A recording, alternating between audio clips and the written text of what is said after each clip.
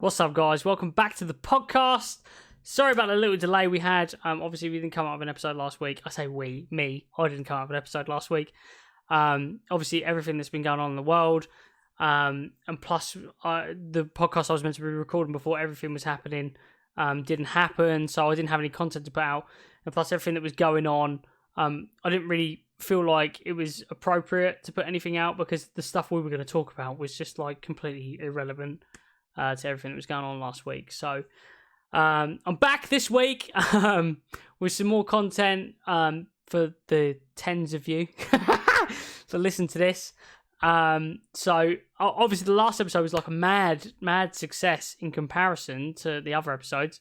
Obviously a lot of you I think appreciated the honesty and we had some crazy good things myself and Brad said to us obviously about coming out about the weight loss and stuff like that. So I appreciate all of those comments. You know, it's not an easy subject for a lot of people to talk about, and you know we tackled it, and I feel like we come at it very open and honestly, and covered it as best as we could. So I'm glad that people appreciated that and whatnot. So that's fantastic. Again, thank you for the amazing comments we had on that. And again, that episode's done really well. I mean, compared to my lockdown episode that I first opened up with, which was just me talking shit for 40 minutes on my own, that's my second most popular episode. So again, thank you for that. Really appreciate that. Again, I think that struck a chord for a lot of people. And I can appreciate that, you know, it's a tough thing. And if you know people who that might help or, you know, resonate with, again, share it with them and, you know, they can go back and listen to that episode. But now we're back to this week and we've got new stuff. I've got new stuff. I keep saying we. It's because I'm so used to doing stuff with other people. But it's me. I've got new stuff for you to listen to. And here we are again this week. So my initial guest actually dropped out on me. He actually had some work responsibilities come up tonight. So he couldn't record with me. So I recorded tonight with good old Coleman Lilley. Yes, my good friend, my pop vulture brethren, whatever, however you want to put it. I recorded with Cole. Myself and Cole threw together something for you. So I had a podcast because I've been putting on my social medias all day that there was going to be a new episode tomorrow / now when you're listening. So I wanted to make sure I had something out. I was initially going to do it on my own. Cole graciously was like, I will come and talk to you. I would have happily done it on my own, but obviously he sacrificed his bath, as you will discover in a minute, to come and chat with me. We're talking about... So Cole's gone for a bit of a shift in personality over the last year. So anyone who knows him will think this is the most fucking typical podcast for him to be a part of, which it completely is. It's about him turning vegan, him getting more into like spiritualness, in mindfulness and meditating and things like that. So it's literally the most typical thing you can expect from Cole, and I love it. Let's embrace it. Some of the stuff he's got to say is absolutely fucking fantastic.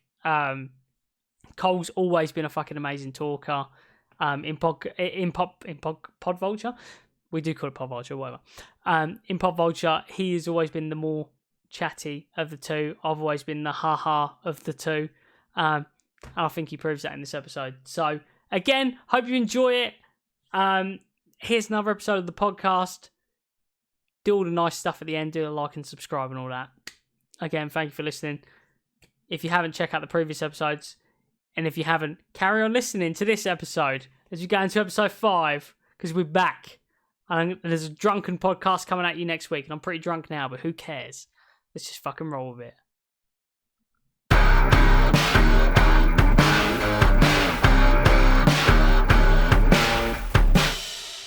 Mr. Lilley, how's it going? It's going well. This is a podcast that isn't our podcast. It's my podcast, and you're on it.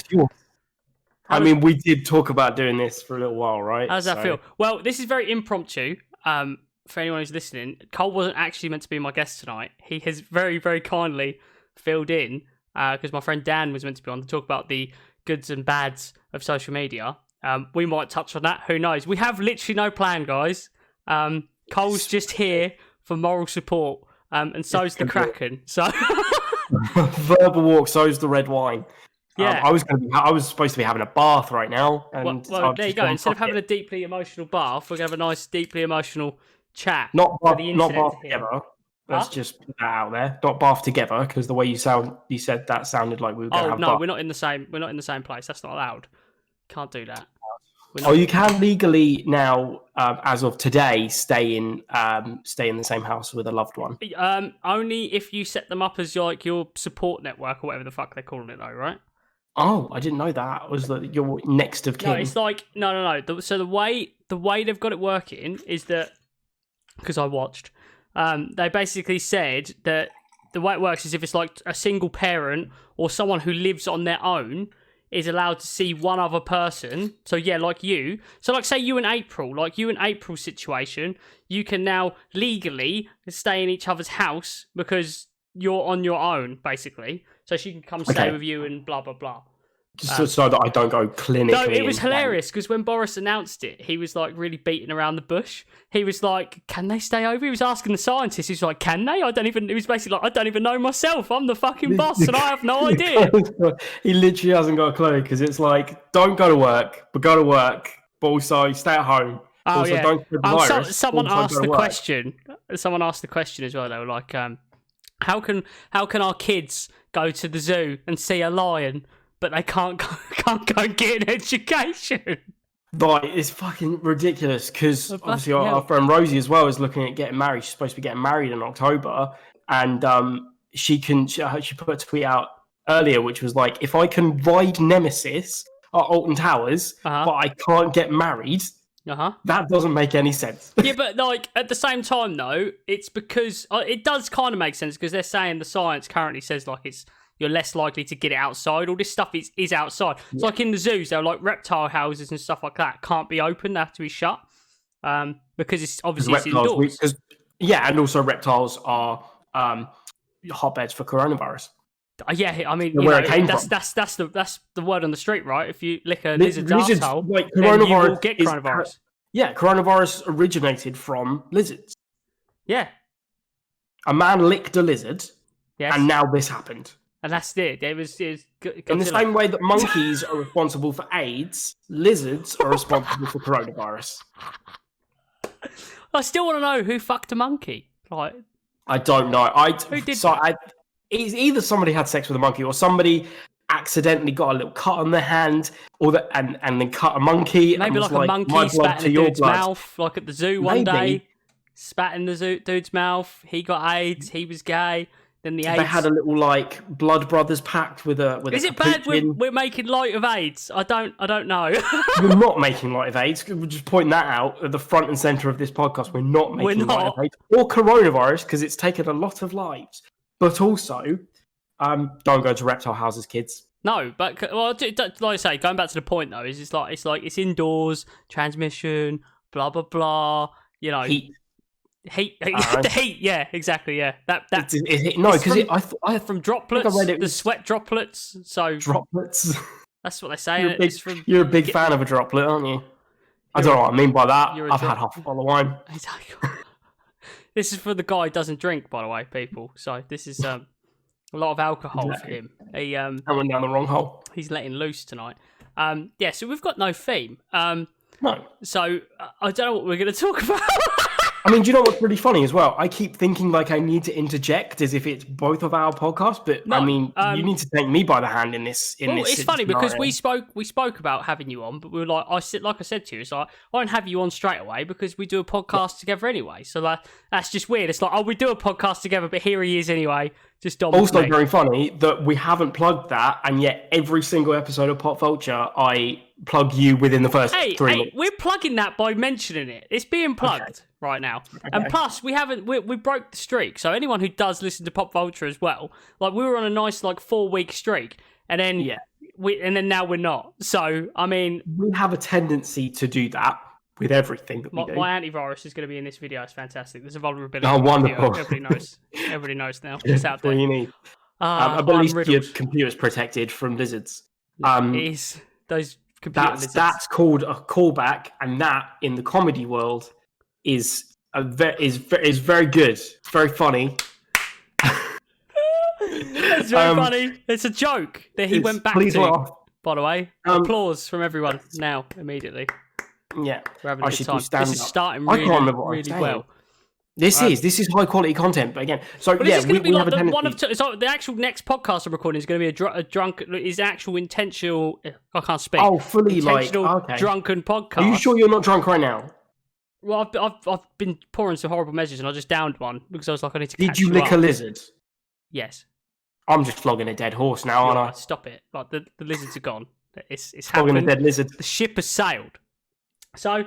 What could be interesting, and you suggested this yourself, you've gone through a bit of a transformation where over the last year, you are a vegan man, and that's a topic. I'm a vegan man. That is a topic. It is a topic. Because you used to be a meaty man, and now you're a vegan man. So I used to be a very meaty man. Yes. And now I'm a vegan man. But I mean, that's the thing, right? Every time...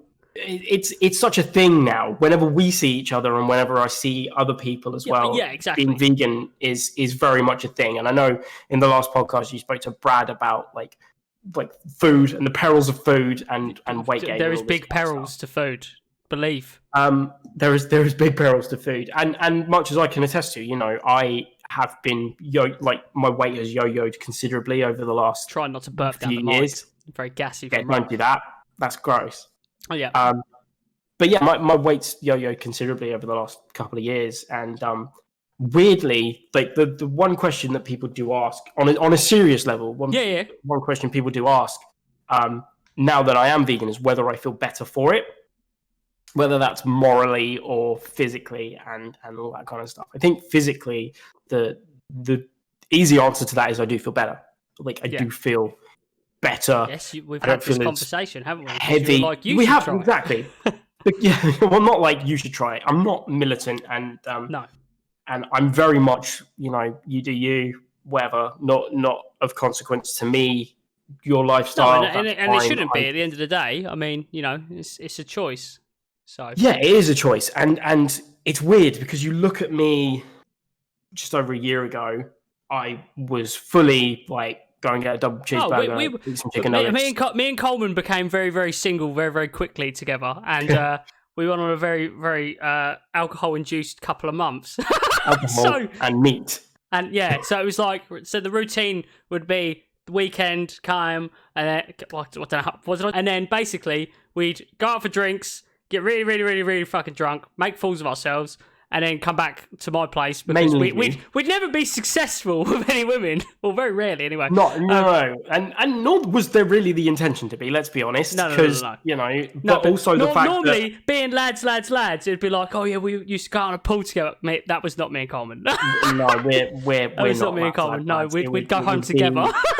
Yeah, literally, and sleep in the same bed and watch American Pie until we fall asleep. Oh yeah, that's sweet, wasn't it? Cute. Well, Jade used to join us sometimes. She'd crash on the sofa and we'd just be upstairs spooning. Just having a little cuddle, exactly. So those were many fun nights. But yeah, they usually... There was some kind of... was the point I was getting at.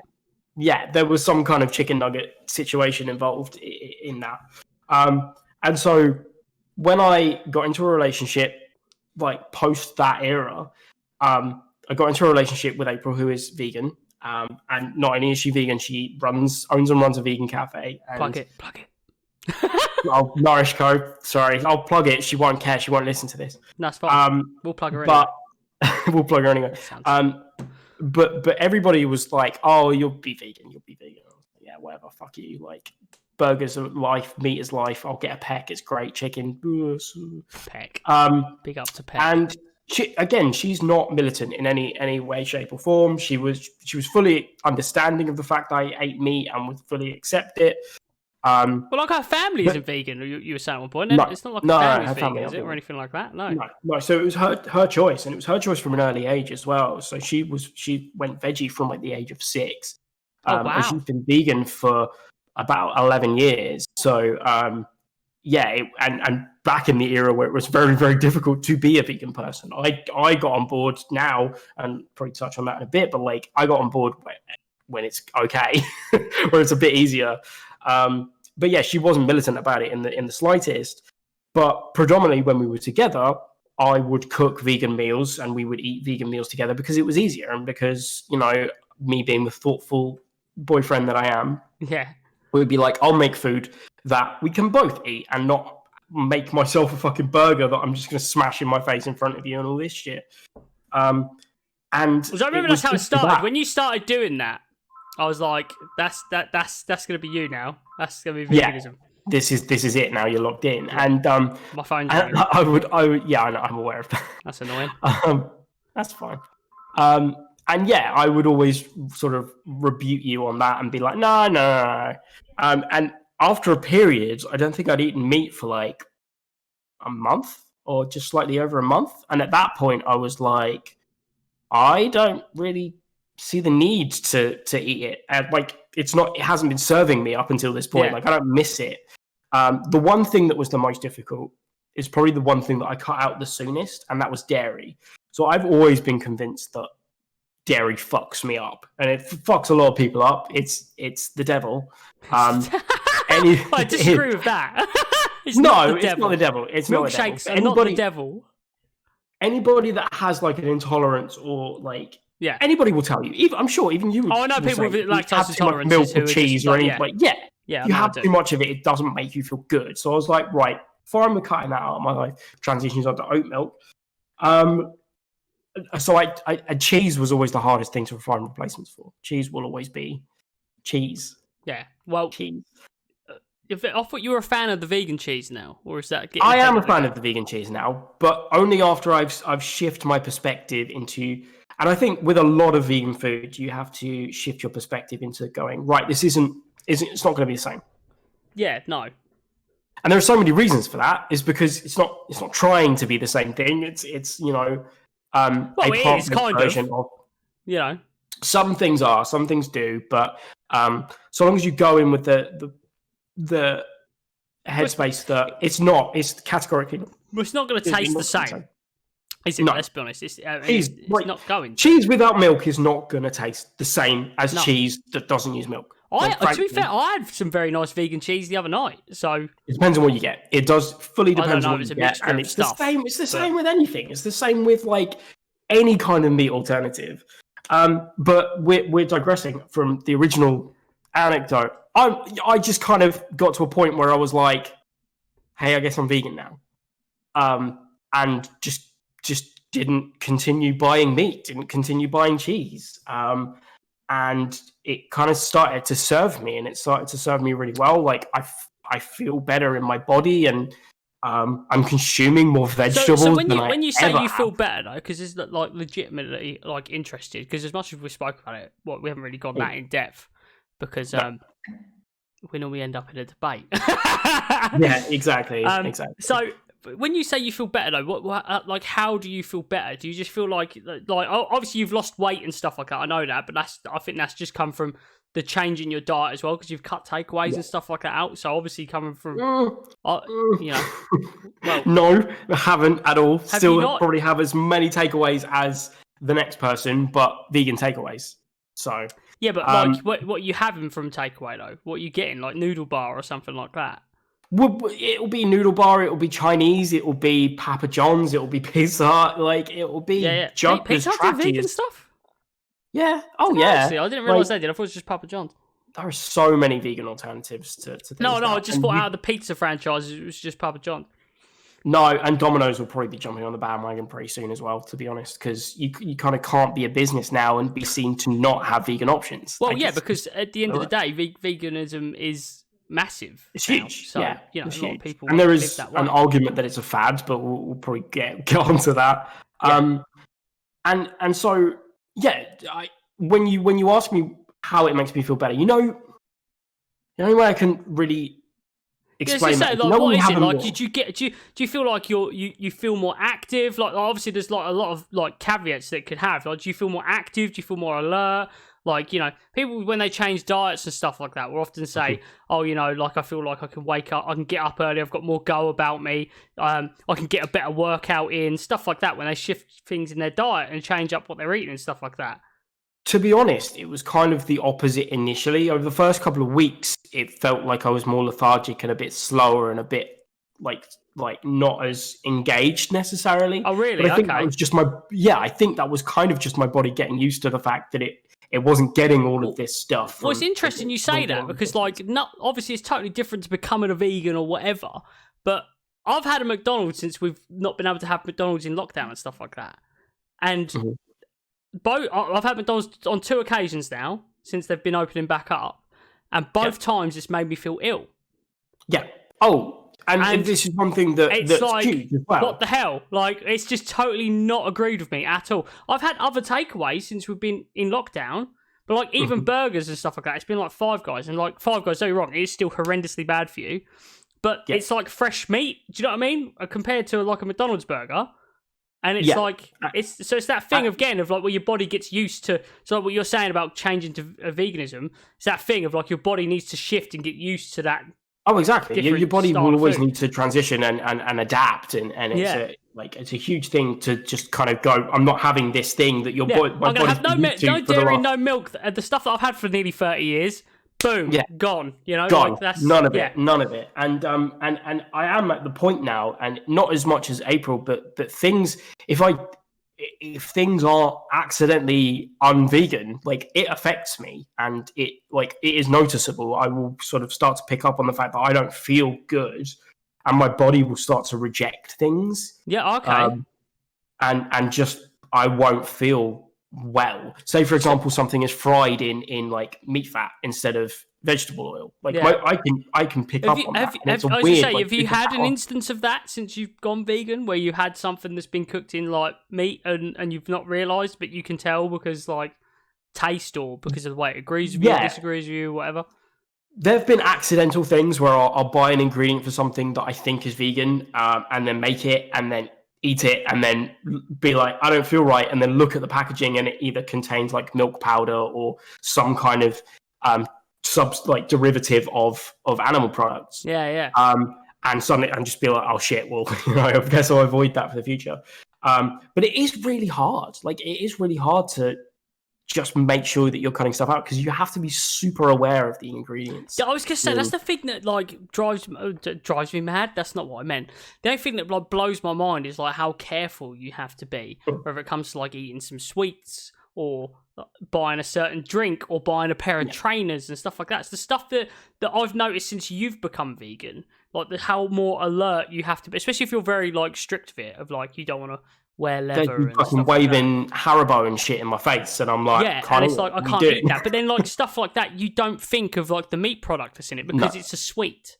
Do you know what I mean? Yes, like you don't think of it of having like gelatin in it and stuff like that. You think, it's and as Haribo. You say, things like shoes. Yeah, exactly. Like you don't think, leather, like that's bad. Or even like suede, or if there's like tiny patches of suede on something, it's like, oh shit, that's come from an animal. But then I think because me going vegan hasn't been, it's been a lifestyle choice rather than a moral choice or a dietary need. I don't feel as bad. Like if I do slip up or if I do make those mistakes, I'm not going to beat myself up about it, because that shit's going to happen. Like I'm going to get used to. I think that's the way you should be, to be fair, because like, you can be. I mean, again, let's not knocking anyone's beliefs or anything like that, but you can be overtly like militant about it, and like you have to live so strict. But you know, if you're still cutting back 99% of your meat usage or whatever you want to call dairy, whatever the hell however you want to label it, like you're still making a hell of a difference if that's what you care about as well. Like that's still and you're still like, if you have that like trying to look after yourself. Yeah, exactly. Yeah, you're still trying to look after yourself a bit more. You only need to look at like Kevin Smith and his near fatal heart attack and his shift to veganism, because Harley again his veganism transition though was through health, and I don't think from anything I've ever seen he's never mentioned it ever being about the animals and stuff like that. The morality of it. As far as I know, if Kevin Smith never had that heart attack, he would still be eating beef burgers right now. It was never probably. I mean, absolutely, and that's the thing. Like, I think because I had my eyes opened to it, and got to a point where I was like, actually, I don't need this stuff, and if I do carry on eating it, then my body feels bad. Like, I'll hold my hands up and admit that my body does feel not great, and I am contributing to a wider problem. That's not for me to say that anybody that does eat meat is immoral or is doing anything wrong necessarily. I think that I have my own reasons for doing it, and there are so many, because veganism does get a bad name. It does get people saying, you're fucking just trying to save the planet. It's like anything. I mean, it's the world right now as well. It's it's one of those things of like just getting used to like a new philosophy of things and stuff. I mean, a lot of people want to eat meat. I personally don't think I'll ever stop eating meat. No. And don't get me wrong, there's things that I completely disagree with in the meat industry and things like that, and like would rather be different. But I'm sure it's the same with a lot of people. I'm sure a lot of people who do eat meat and do eat eggs and stuff would always prefer that their meat came from sustainable places. Yeah. That everything is free range and stuff. But obviously the food industry in general is just not good. Well, no, it's not because of the demand. That's the thing as well. Yeah. Like the demand. It's literally that. If everybody in the world decided to go vegan tomorrow, then we wouldn't have a need for it, and the world would probably be a better place. I'm not afraid to admit that. But then there's probably people out there who be like, oh well, actually, to produce the vegan stuff, you need to use this, and this, and that causes damage. There's a for and against for everything.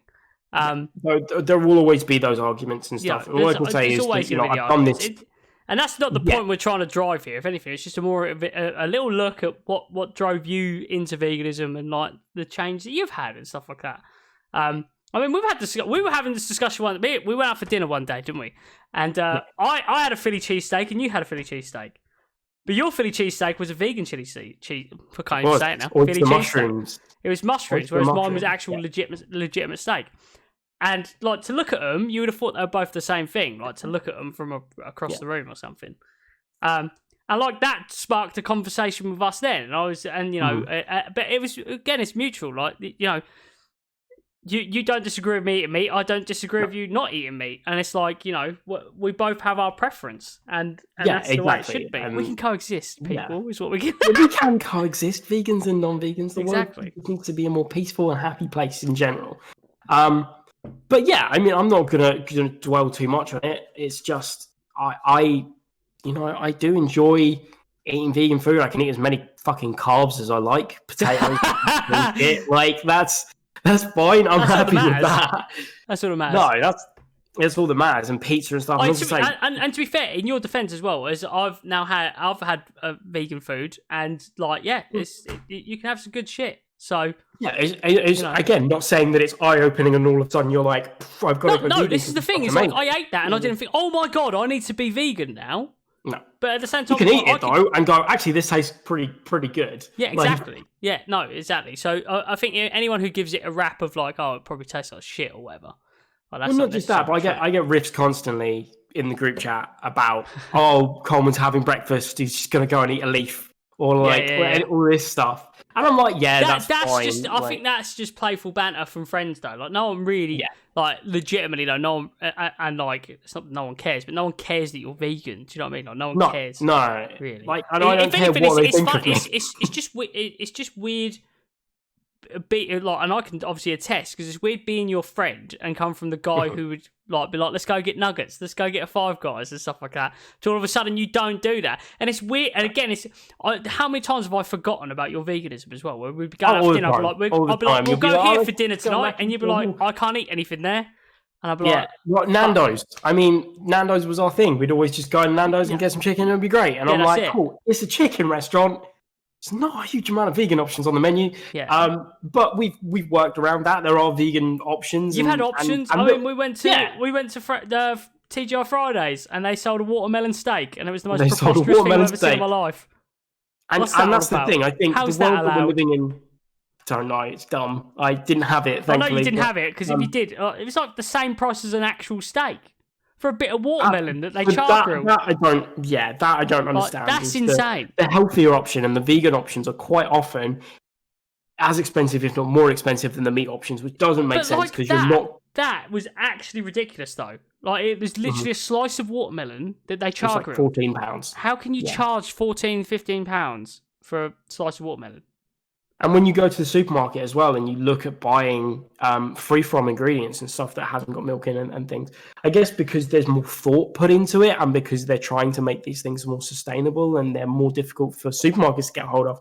But again, I think that's where one of the arguments against the food industry lies, is that it's too easy to get the shit. And not just meat. right? The stuff that is bad for you. It's so much cheaper to get the stuff that is bad for you than it is to get the stuff that actually isn't that bad for you.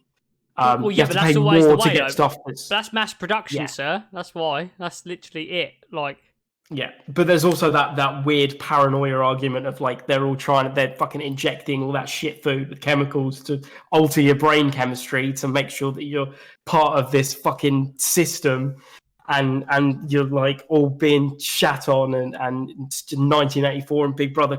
I'm not saying I buy into this. Just like to point that out.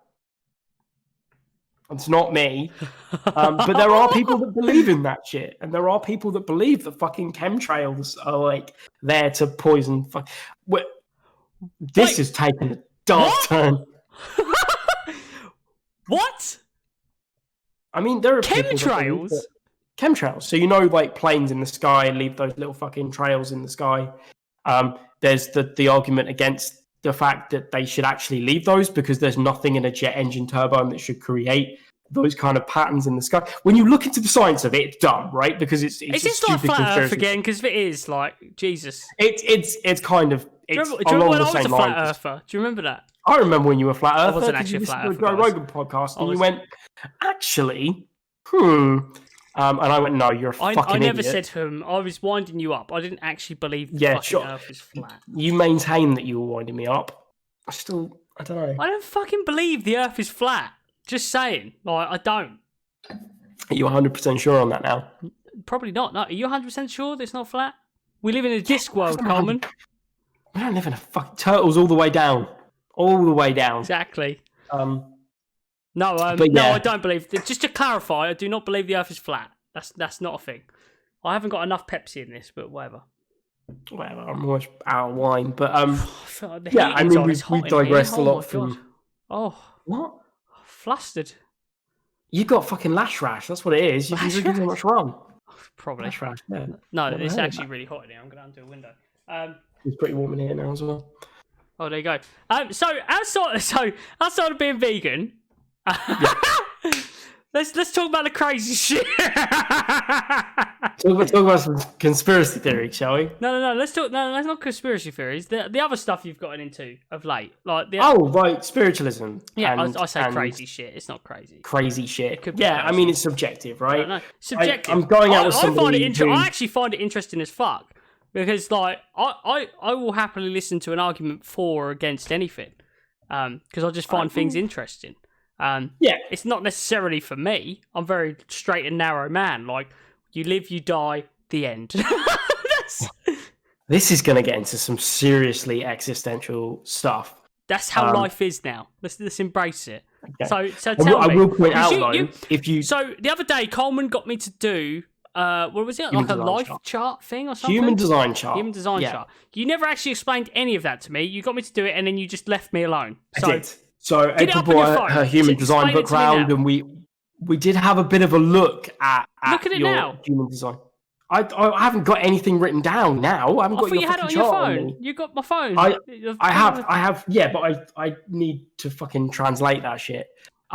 So basically, what was derived from that is we're very similar. Which, who knew, right? You and I are very, very similar. Me and you are very similar in a lot of ways, actually. We're complete opposites, but very similar. I think, is this because we're born in the same month? Is that a Libra thing? Maybe. It might be a Libra thing. So this could get very, very broad, and I'll start from the top and bleed my way down. Right, hold it there. I need to get a Pepsi. Hold it there. Okay. I have to.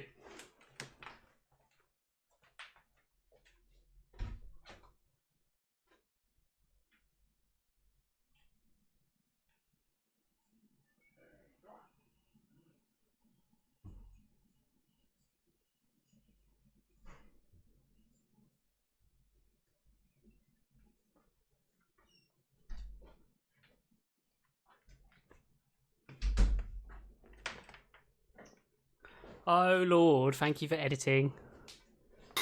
Goddamn straight. I've spoken a lot. It's all right. Yeah, but you're meant to. You're my guest. Right. I guess that's... Go ahead. Take it from the top. I got a Pepsi. We're good. We'll continue. Okay. So yeah, spiritualism is. I like to think of myself as quite an open-minded person, obviously, because I've transitioned from eating fucking 20 nuggets a day to being vegan. That's an over-exaggeration, not that much. But my perspective on life has always been quite broad. Like I was raised without doctrine. I was raised without religion. My understanding of the world was just that you live and you die and there's blackness and that's it. Like, who knows? By the way, when I said that earlier, like, I don't know if that's necessarily what I believe. That sounded really bleak. I was just no, it does sound really bleak, but I think that sounded really bleak. I was actually brought up. My mum is Catholic.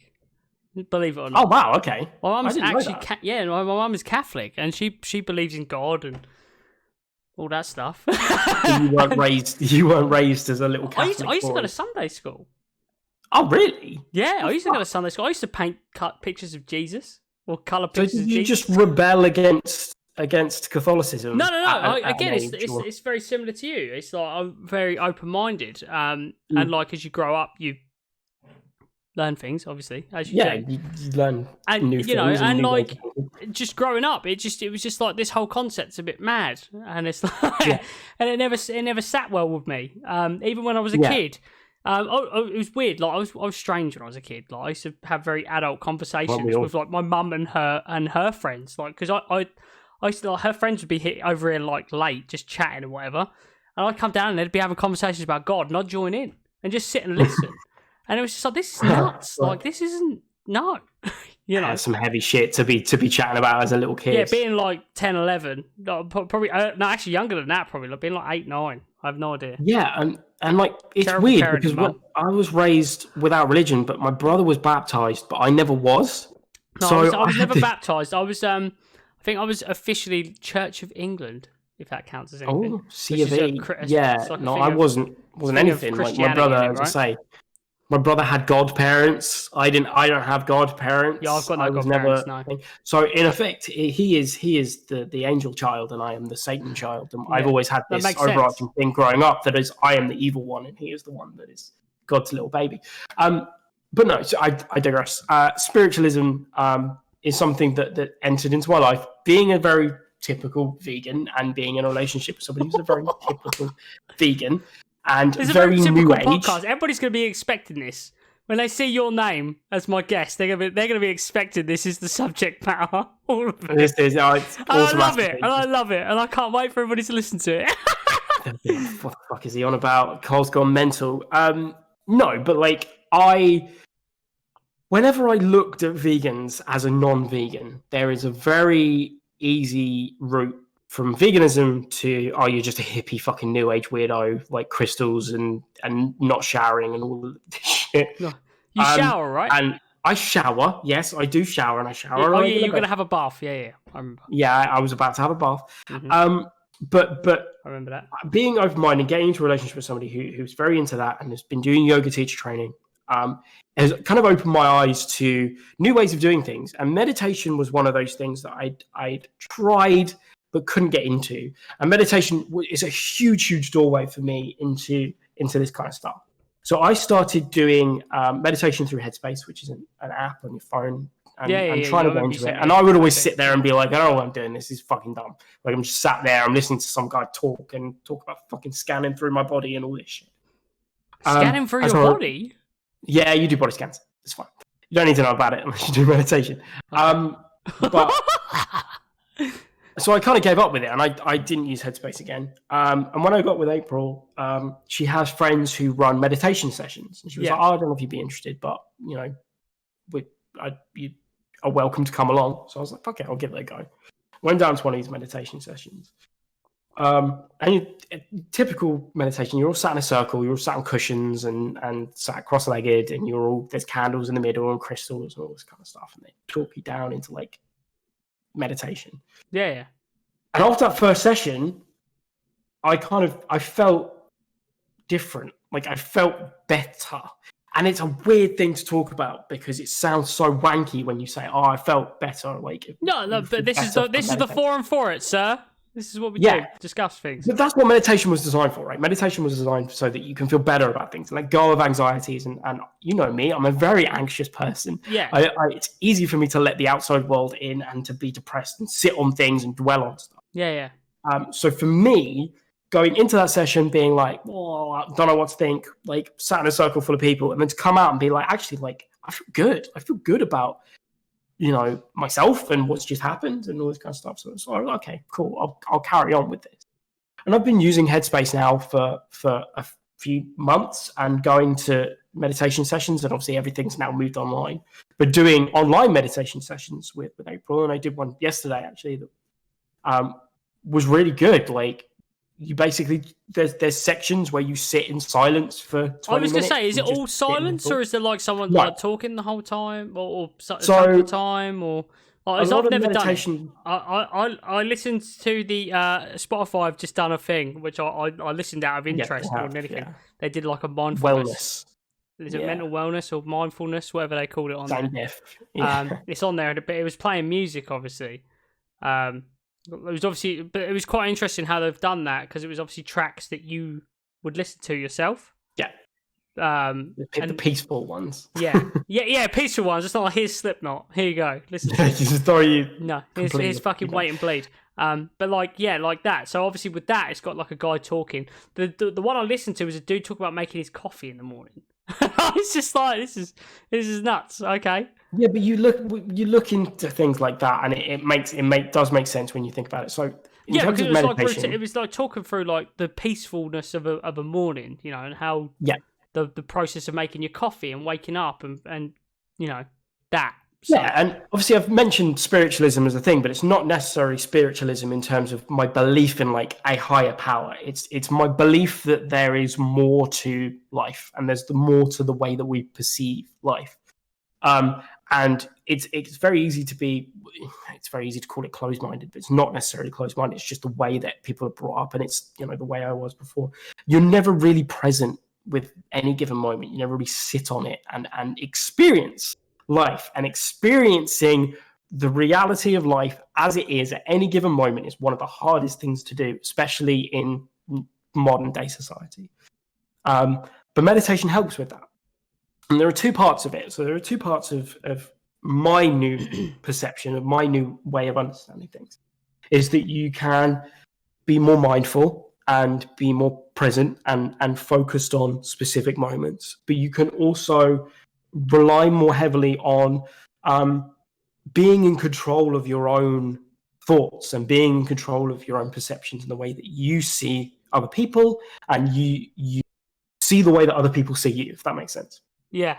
So mindfulness for me is a big part of meditation, in terms of, so you sit in silence for around like sort of 20 to 30 minutes per meditation session. So and really, just to jump in for a sec, because just my own questions on it, because we've not really spoke about it since you've been doing it. So this is interesting for me as well. But like, so when you're doing that, do you feel like your thoughts are like going away, or do you feel like you're just racing with thoughts? Like how does that work? How do you feel in that moment? Can you explain that? Like, yeah, it's kind of weird because you almost have to train your body. And when you're doing meditation, and again, initially when I first did it, I was like, I don't know why I'm doing this. I'm sat. It's fucking awkward. Mm-hmm. You have to kind of do away with that. And the way that they teach you, and meditation, people that run meditation sessions and people on Headspace and all that kind of stuff, like you have to sit in silence, be aware of your body, be aware of your surroundings. And as you feel thoughts come into your head, because you will get distracted, you will get thoughts come into your head, you will start thinking about what you're going to eat later on, or start thinking about something that's happened to you. This is what I ask, because this is coming from someone like self-admittedly, like my brain is always like stuff, you know, constantly. Like there's always just stuff. So it's interesting. The way that it trains you to really focus on getting deeper is to note down those things that you fucking shit. Carry on, sorry, ignore me. You spill fucking juju down yourself. Just on the keyboard, it's fine. So yeah, like to take note of those things. So when you start to be aware that you're thinking something that's distracting you, be like, okay, that's a thought, and then return. And the way that you return meditation, you focus on your breathing. So you focus on breathing in and then holding it and then breathing out and then breathing in, breathing out. And almost once you get into the routine of that, for me, for every person it's different, but for me, it's almost like a wave. Like I'm on a beach and there's a wave coming in and going out and coming in and going out. So you picture yourself like in that, do you? Sorry? So in your head, do you picture yourself being on a beach? Yeah, so I visualize that. Yeah. So it's almost like I'm a part of this, but almost not at the same time because you're aware that you're not on a beach. And of course. Yeah. No, I know what you mean, but in your head, yeah. Okay. And so you start to feel these thoughts coming in and you're like, okay, that's a thought. And then you return to your breathing and you return to the feeling of this wave coming in and going out, return to that. Or some of the meditations that I've been to recently have been doing chants and chanting different things, which again sounds like a weird thing to do. And past Coleman would have been like, the fuck is this? Like I'm saying fucking Om constantly. No, if anything, testament to you for fucking trying something like that. Yeah. But it's all about returning to that thing, that tangible, that feeling. So you're returning to the chant. So when you breathe in, you're thinking the chant, and when you breathe out, you're thinking it again, and you're returning to that. It gives you a ground level. So you take note of the thoughts as they come in, or the feelings, so you can start to be aware that you've got a numb foot, or you've got pins and needles in your hand, or you've got an itch. Go, okay, I've got an itch, and sit with it and be aware of it, but don't let it get the better of you. Yeah. And it's weird because one of the things that really stuck with me through a meditation session, something Rao Reynolds from Mentor Shikari did during his meditation session that he did recently. So he's changed the way that he's done things, and he started doing meditations on Instagram Live. Yeah, I've seen. Yeah. And I was like, cool, I'll jump on this. And it was really good. Like he was really down to earth about it. And he was like, he got a lot of questions from people saying, what if I need to itch my face? Or what if I get an itch? He's just like, just sit with it. Like, be aware of it. Be like, I need to itch my face. This is an interesting feeling. What does it feel like? How long is it lasting? Like, do I actually need to itch my face? I don't need to move my hands. Can I feel my hands? What's going on around me? What can I hear? What can I feel? What can I sense? And then return to your breathing once you've thought all these things and started to cloud over. And in the end, once you start getting rid of all these thoughts and start getting rid of all these feelings, you have this sense of like nothingness. It's almost like the way that I picture it, and the way that I picture it in a lot of meditation sessions, not all, but some, is that I'm sat at the bottom of this giant black ocean. There's nothing around me. Right. And I can just hear and feel nothingness. And it's so peaceful, and it's so like nice to be outside of everything else. And if again, you can be aware of the sounds that you hear and things like that, but kind of do away with them as quickly as you can. And then once you come out of it, you come out of it as slowly as you want to. It just feels different, because you've done away with all those thoughts that may have otherwise entered your consciousness. If you're watching TV, it's so easy for us to lead insanely busy lives where we're distracted by. I think it's funny. It's funny you mentioned that as well. I feel like at the minute where, where this might be useful potentially is where we're also, some of us are still working, but a lot of people aren't working right now. And I feel like every day, even when you're working and stuff like that as well, because like you're at home and like you're in your own thoughts and stuff like that, I feel like there's so much pressure on yourself to feel like you're achieving something every day. Especially in a time where it's difficult to feel like you're achieving anything. Exactly. And we put all this pressure on ourselves to feel like we're, as deep as this sounds, but like you're putting so much pressure on yourself that you have to, like today I've got to get up and I've got to do 24,000 things, because if I don't do 24,000 things, my day's a waste. But it's like, that's not how life works. That's not how things work in general. And you get all these like emails, and you get all these messages, and you get all these vibrations that enter. I'm talking about just like people who are on furlough as well. Like, do you know what I mean? Like, just because you're on furlough doesn't mean you need to do anything. You don't need to be productive. I had a week off last week and I did fuck all. Yeah, but I was the same when I had that week off. And I did, but the thing is, I'm saying this from a point of view again, same for you probably as well. But like that week and a bit, I had like 12 days off because I was meant to be in Canada, and every day that I didn't do anything, to be fair, most days I didn't do anything. I played computer games and watched TV and like just fucking chilled out. But like I felt guilty in my own head, like you've done nothing. I was like, you've achieved nothing this whole time off. But then why should I have? If I was in Canada, what was I going to achieve? Nothing, but in a different place. Exactly, nothing, but fucking 10,000 miles that way. I would have been across the fucking planet, right? And I would have gone there, and I would have drank, and I would have ate, and I would have just had a laugh. And that was it. Which, don't get me wrong, that's fantastic. And I would have visited some places. We might have gone to Montreal or something. But, like, outside of that, like, really, you're not really like when you visit places, like just because this is quite a deep podcast now or something. When you're visiting places, you're not really achieving anything. You're seeing something that's temporary. Do you know what I mean? You go somewhere, you see it, and then you leave. Yeah, there's the argument for making memories of the things that you see and trying to hold on to those. No, don't get wrong. I'm not saying you shouldn't do these things, but it is that. But it's like we feel this like fucking incessant need to be striving for something constantly, and it's like sometimes you can just chill the fuck out and just do nothing. And it doesn't matter. Literally it's okay. Not everything has to be an experience. Not everything has to be a story, and not everything has to be like. There's more days. There's more days in a human life that are irrelevant as such than there is that's a story.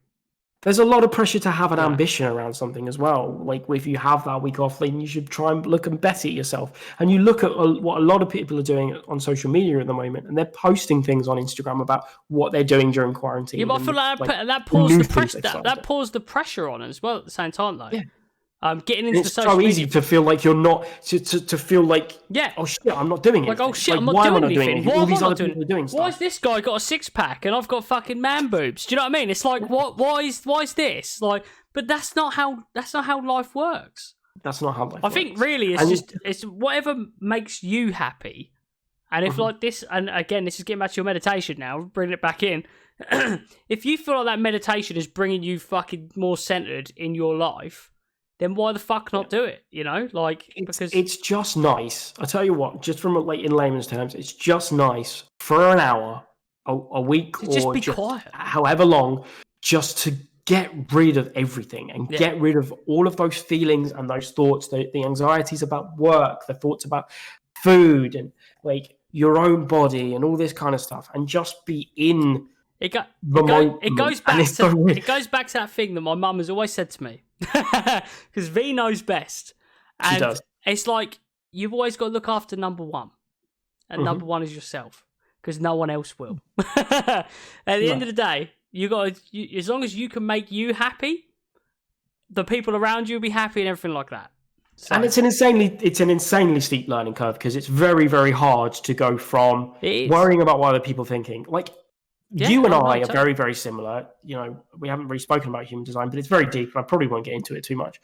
But we're very, very similar in our ways of thinking, and we live inside our own heads. It's so easy to just retreat and be like, fucking, what, why, who's looking at me? Why do I think all these things, all this kind of stuff? Yeah, I guarantee you. Like, it's funny because we're totally different people, but very similar at the same, our core. Yeah. We are very dumb as that sounds and sad as that might sound, but our cause, we are very similar people, like very, very similar people. Yeah, it's super easy to retreat into your own head, but I can guarantee that the only person that's in your head is you. It's you. Exactly.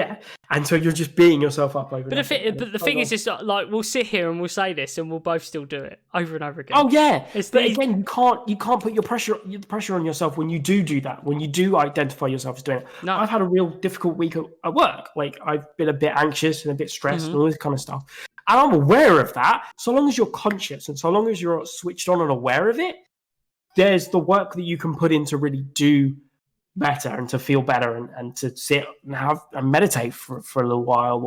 And meditation doesn't have to be meditation. Meditation can be anything you want it to be. Go for a walk.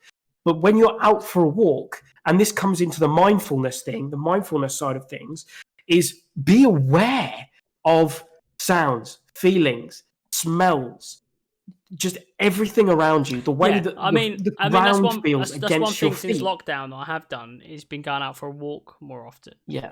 And it's amazing. It makes you appreciate everything so much more. It makes you appreciate the outside. It makes you appreciate like just going for a walk down the beach and stuff like that as well. It's just like just taking in. Yeah, that appreciation is being mindful and stuff like that. Being in the moment. Totally. No, I agree. I do agree.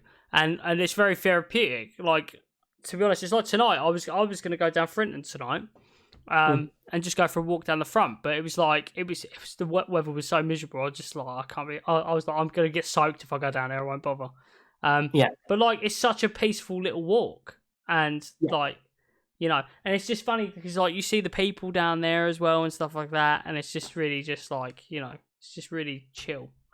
It's weird if you can catch yourself thinking those feelings and being like, how does the ground feel underneath my feet? How does everything look? And like really focusing on that present moment, then it's so much easier to take that training and apply it to the bad thoughts and all the bad vibrations that come into life. And like, how is it serving you? And if you catch yourself thinking something negative or being anxious about something, thinking on it and being like, how does this serve me? And 9 times out of 10, it's no. So in which case you do what you do during a meditation session and you do away with it and you return to the present moment.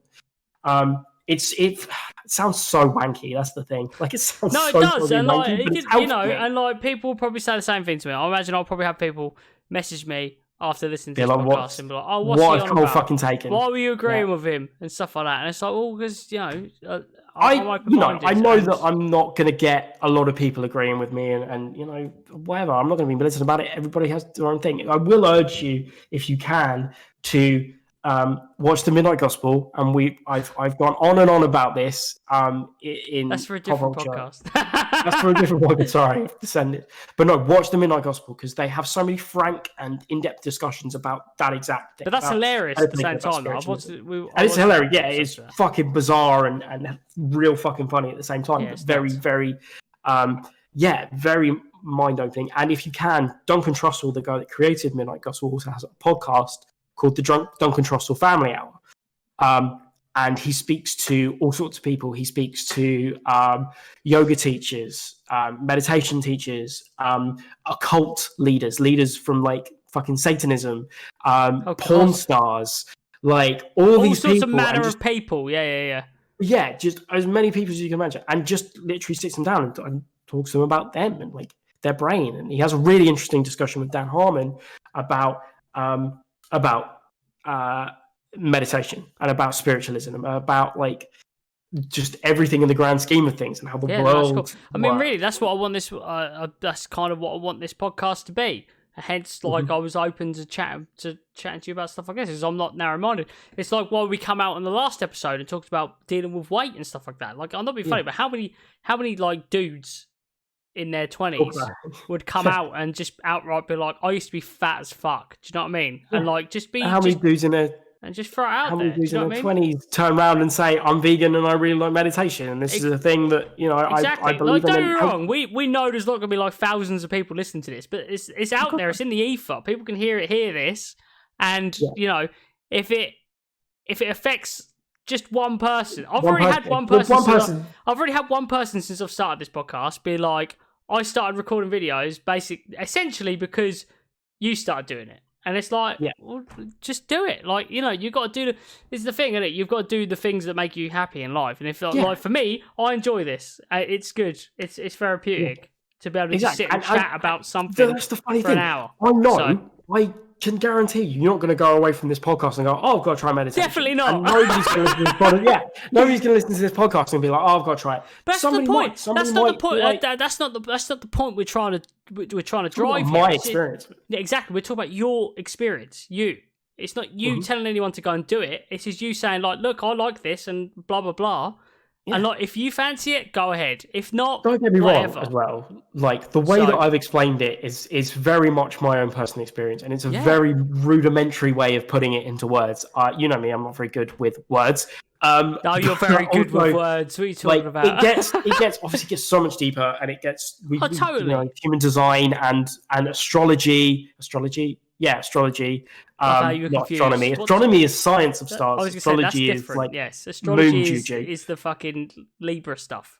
But you know what? I've kind of opened my mind to that a little bit as well. And it's weird because you look at that stuff and you're like, whatever, stars don't control the way I feel. For me, it's like, you know, again, that's never been a thing that I've believed, because it's like you can Google it and get an answer for that. And it's like, really? Yeah. Do you know what I mean? Yeah. That takes the realism out of it a little bit, you know? Yeah, all depends on how open-minded you are to certain things. And to be honest, it has helped me with gaining some kind of understanding of the wider world, and it's easy to kind of sail through life and have this blinkered vision of like just going through my day to day and just work and then sleep. And I think that's something anyone can could use is just to look at different points of view in general, especially like the way the world is right now.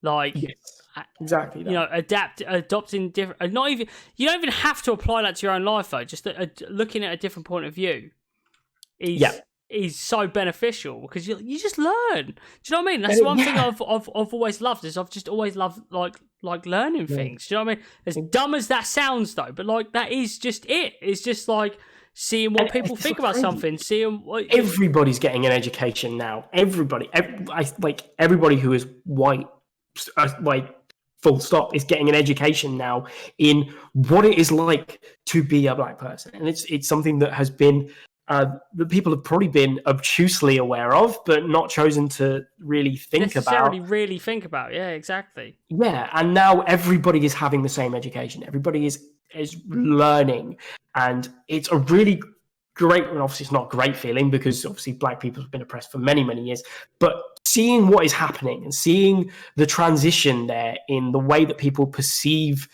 life and perceive other people's lives as well it's fascinating to watch people go, okay. I was saying this 3 months ago when the whole COVID stuff started coming along, and obviously everything else has happened in between. But like, and as nuts as this might sound to say, but like, we're living through like a really fucking pivotal point in fucking time right now. We have had like in our life, generational events happen in the last 2 months, 3 months. Yeah. We've had, a huge fucking virus that has wiped out a lot of people, and also the other pandemic, which is racism. And not only that, but people turning around and going, we're not standing for this anymore because it's fucking dumb. It's fucking stupid. Exactly. And those are generational cataclysmic events. Yeah, no, it's nuts. And legit, like, because in our lifetime, we've never had anything like that. You know, like, obviously, myself and you were born in 1990. We missed all the... I say we missed, like it was a bad thing. But, like, we were born outside of, like, any of, like, the pivotal points in time. Do you know what I mean? In time like, where... my parents were born at the end of World War II and stuff like that. And, like... Outside of 9/11. Outside of 9/11, anyway, yeah. But, like, outside that was really the first thing that enters into my mind that's like, fuck, that was really, like, in 100 years, they'll still talk about that kind of thing, you know? Yeah. Obviously, there's the fallout around that and the wars and stuff like that. But, like, that was all spiraled off of the same thing. But, like, what we're living through right now, though, is, like, really, like, worldwide, absolute, just, going to change the fucking game, essentially. Yeah. And, and it's just nuts. Literally, the landscape of the world and the universe and the way that people think about stuff is changing. And I think now, more than ever, things like just generally being open-minded has helped me to gain a better understanding, to really cope more with my own existence. Existential dread is real, folks. Like, it is very, very real to be like, oh fuck, like, what, the world's going mad. Who am I? Why am I just this fucking tiny little... No, it's not. I was gonna say, it's not even like why is the world going mad? It's like, why am I? What is this? Yeah. What? Who is this? And I've really found since this all kicked off as well, it's like, who knows what's gonna fucking happen? Do you know what I mean? Like, who fucking knows? But then we kind of just got to embrace that, and it comes back to being mindful about it and being present with it. We kind of just got to embrace it. But we've kind of got to just accept the fact that we aren't going to know. We aren't going to know when coronavirus is going to go away, if it's ever going to go away, if it's going to become an endemic, if it's going to kill millions more people.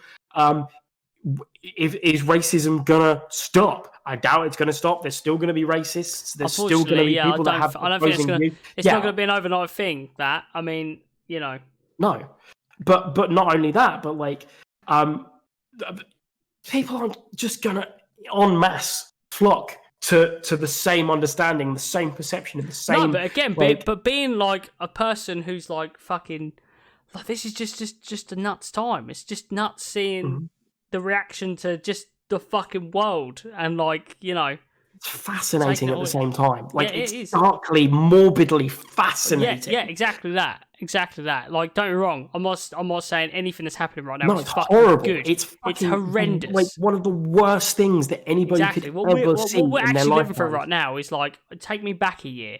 Really, it's like, take me back a year to when everything was just simple. But then at the same time, a lot of it weren't simple. This whole it wasn't simple. No, you look at it's fucking institutional racism was still very much a thing. It's just our awareness get rid of that. Let's absolutely fucking just no. But yeah, it's just fucking crazy time to live, and it's fucking nuts. Basically, the best and the worst of people are coming out right now as well. The absolute best and worst is coming out, and it's gonna be. In a year's time from now, we're going to be looking back at this. Different. I mean, depending on where the fuck we're at, but in a year's time, it's going to be like, wow. Like, literally wow. Like, what the fuck was 2020? Complete whirlwind. But, I mean, meditation's helped me.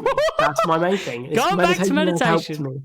Going back to meditation, bringing it back in. Meditation's helped me and helped me to just feel better and to be more, not all the time. I still get good days, I still get bad days, but I'm trying to be on a daily basis more present and more mindful and more aware of myself.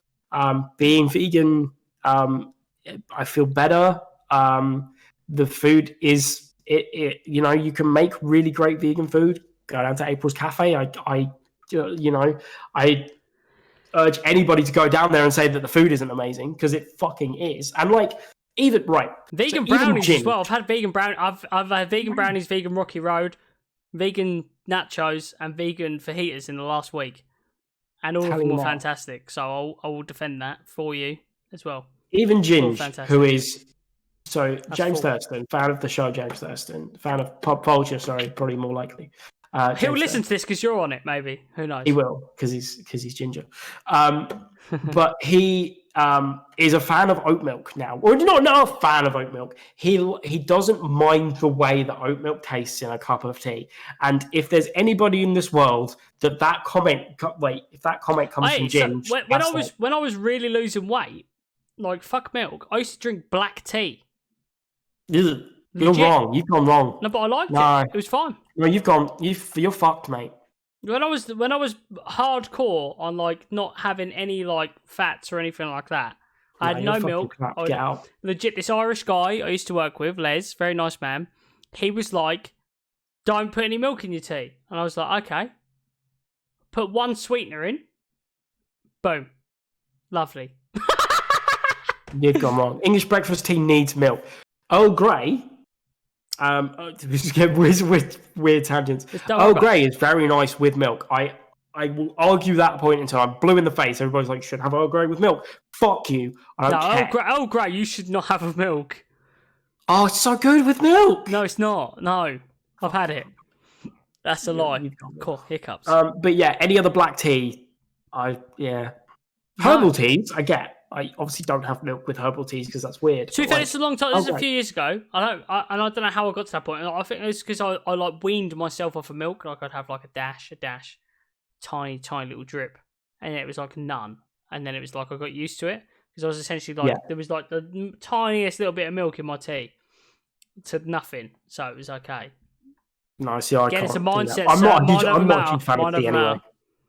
You like it tastes good. I can't drink sugary drinks anymore either. But we had this discussion in the last podcast. So, Monster, are you okay? Monster? Yeah. I can't drink really sugary drinks anymore. Fucking Mr. Monster Ultra over here. Monster Ultra is 0 sugar. Yeah, but it's still sweet as fuck. Don't give me that. Yeah, but it's not sugary. It's not literal sugar, Now, but it's... having sweeteners in your drink to having sugar in your drink is distinctly very different. Just saying. Yeah, but also probably significantly worse for you. And this coming from Mr. Dude, one's going to kill me, one's going to make me fat. Which one do I want? The one that's going to kill me. So let's just going to kill me quicker. The one that's Let's do it. Let's fucking go with that one. Because I'll look sexier while I do it. So who cares? Sexy and dead. So sexier. I guess we're done. Yeah, I mean, we could wrap this up. Like, there are a lot of things that I could probably talk about. I could talk about fucking veganism and. Is there anything else you actually want to talk about before we go? But there's no time limit on this. It's just. No, I know. It's getting late, so I was like, you might want to go have your bath now. So I'm gonna go have my bath. Yeah, I think I might do. That's lovely. Get ready because it's a fucking school night. So. Fantastic. Well, guys, this has been a nuts episode. We had no plan. We filled out over an hour of content for you. Hope you enjoyed it. This has been the podcast with myself. You obviously can fucking please like and subscribe to the channel. If you do like Pop Vulture, then please go over to that and fucking like and subscribe that as well. We are going to record a couple of episodes this weekend, so bear that in mind because we want to have a backlog of content. Because I told this fuck. As I'm pointing to him, you can see that on your screen. I told this fuck that we need to have some content ready to go. So we're going to have that going. I'm recording another podcast this weekend. It's going to be a drunk cast. It'll be on here next Thursday. Myself and my friend Louka are going to come on here and we're going to get drunk. And I don't know what we're going to talk about either. Who even cares? It's just going to be content. Being drunk. Yes, exactly. Coleman, there will be people as well. Yeah, sorry, I've just fucking commandeered you. But there will be people as well that might not know that we have a podcast together, but we do have a podcast together. That's what I just said. We'll put it out. I know you mentioned Pop Vulture by name, but there might be. Okay. So we have a pop. We have a Pop Vulture. We have a Pop Vulture. We do. Yeah. You can find us on Twitter at Pop Vulture Off. You can find us there. You can find me on Twitter at We Are Coleman. You can find him on Twitter at AZA__. We have been Pop Vulture. My name is Cole. My name is Az. This has not been Pop Vulture. This has been the podcast. We have been. The PodcAZt. He's out. He ain't allowed back on here again. He's had his time to shine.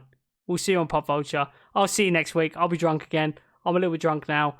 Good night. Love you. God bless. Unite. See you later. Bye. I don't know what the stop button is. There it is. Stop.